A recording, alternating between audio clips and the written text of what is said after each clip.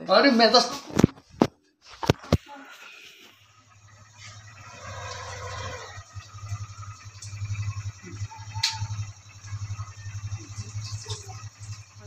Phone ধরে গেল। আসো ভেতরে আসো। এই যে তোমাদের জন্য লিচু। ঠিক আছে ফোন ধরে গেল। ও ওকে কপি করতেছে দেখলা, ও বললো ও বললো। নাও তাড়াতাড়ি নাও খেতে দাও। ভেতরে ফ্রেশ আসো, হয়ে আসতেছি। ভেতরে আসো। আম্মু কি নিয়ে আসছে তোমার বাবা? লিচু লিচু লিচু। আমি খাবো, আমাকে দাও। তুমি ফোন ধরে কেন? খেতে দাও।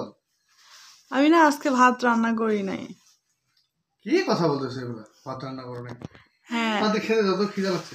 আরে সত্যি বলতেছি আমি রান্না করি নাই। মজা করতেছো? মজা করে বাদ দাও তুমি। আমি মজা করি নাই। কি এটা খুলে দেবো? খিদে লাগছে, খাবার নিয়ে আসো।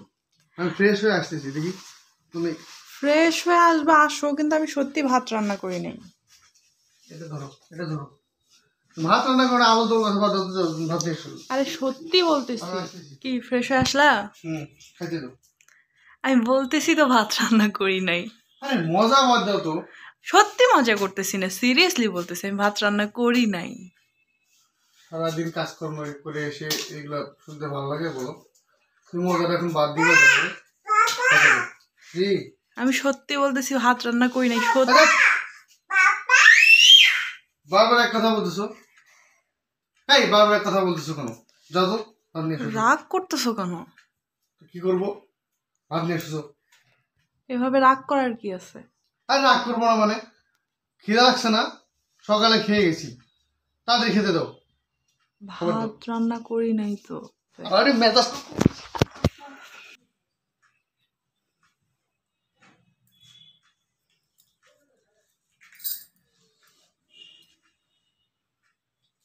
খেতে দিতে বলতেছি না, খাবার দাও।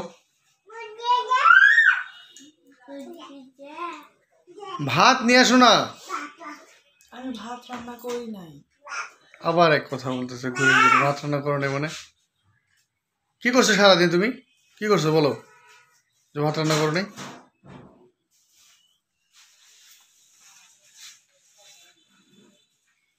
কি এটা?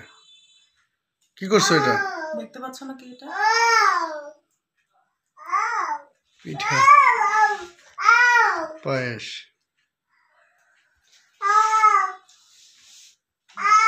ধরো।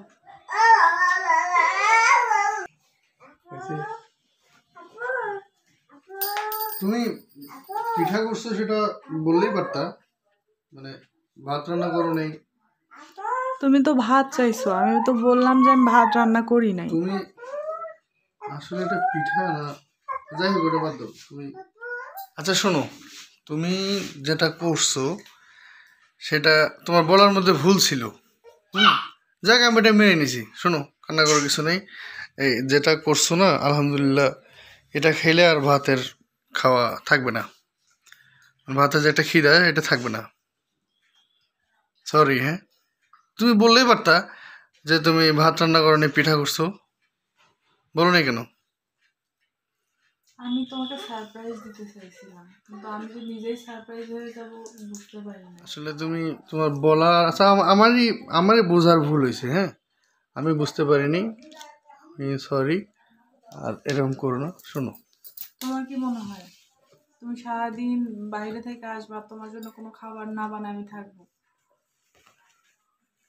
আচ্ছা এটা আমার ভুল হয়েছে, মানে আমারই বোঝার ভুল হয়েছে। তোমার একটু বলার ভুল ছিল, সেটা আমি মানে বলতেছি না আর।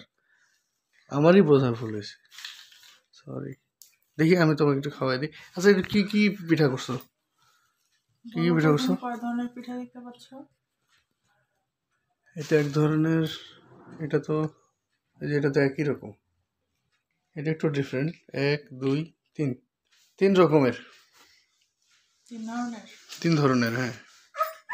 আচ্ছা তাহলে 2টা পিঠা খেয়ে দেখো, এটাই খাও। দেখি সাবাকে দাও। 2টা পিঠা একই রকম, দেখি। এটা এক কামড় অর্ধেক খাও। বিসমিল্লাহ। অর্ধেক খাইতে বলছি, পুরাটা না। এবার মানে ওটা সামনে নিয়ে আসো। একবার নিয়ে আর তো আরেকবার নিতে ইচ্ছে করলো। মাংস পিঠা তাই না? হুম। এবার এটা খাও, দারুণ। এবার এটা খাও। এটা তুমি খাইছো? দেখো, এটা আবার কি পিঠা? তুমি তো বললা যে একই রকম। একই রকম তো। ও, এটা নারকেল পিঠা। মাংস পিঠাটা আমার কাছে খুব মজা লাগলো। দুইটা একই রকম হলেও মাংস পিঠাটা অনেক মজা লাগলো। এটা কি? এটা হচ্ছে নুনিয়া পিঠা। অনেক এলাকায় লবণ পিঠা বলে বা ঝাল পিঠা, আমাদের এদিকে গ্রাম্য ভাষায় নুনিয়া পিঠা বলা হয়। আর নুনিয়া পিঠা নর্মালি আমাদের বাড়িতে পায়েস দিয়ে খাওয়া হয়, এই জন্য আমি তোমার জন্য পায়েসও করছি। মোট কথা হচ্ছে, তুমি কালকে বলছিলে আমাকে যে আমার খুব নুনিয়া পিঠা, মাংস পিঠা বা পিঠা জাতীয় কিছু মানে পিঠা জাতীয় কিছু খেতে ইচ্ছা করতেছে, এটা বলছিলাম। যাক, অসংখ্য ধন্যবাদ তোমাকে। সারপ্রাইজ দেবো। আর ও আমার সঙ্গে কি করে বসলো, ওর একটা কথা আমি তো ফেলতে পারি সরি না। বললাম তো, ও কোনো সরি কথা মুখ দিয়ে সরি বের করছে, সরি এরকম সরি, ফেস তিনবার এমন কখনো হয়নি। তিনবার তিনবার তিনবার বলছি, আর তিনবার। যার জন্য করলাম চলে তিনবার। সেই চোর বলে ফেলবে। Sorry, thank you, thank you, thank you.